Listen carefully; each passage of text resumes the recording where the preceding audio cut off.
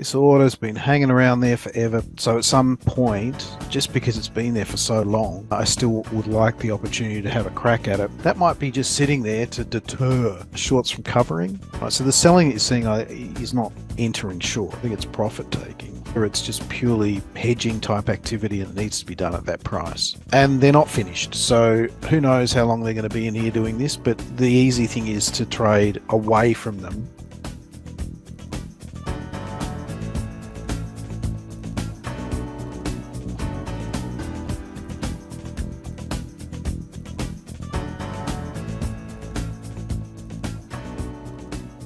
Shake and bake. We're getting some activity. See some business coming in here, some covering, just like that.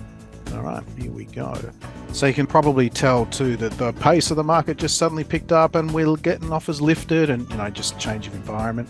All right, good to be planned for it. It's about having the patience to just watch the tape, and it's like watching a change in the weather conditions.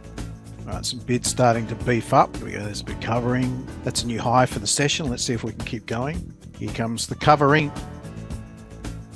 Can we keep going? All right, so take some money. That's that big order going through.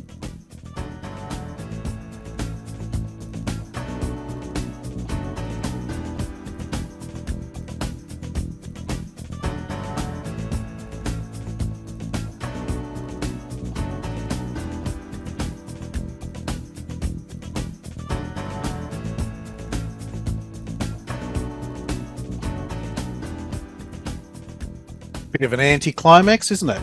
So this big buy, which got lifted, that was the order sitting in there. What I was looking for was like, okay, take some money and let's see if we can get through the next transition. I would say that certainly at the moment, no intention to take the market higher, is there? So gave it a couple of goes and basically it's flat time for now.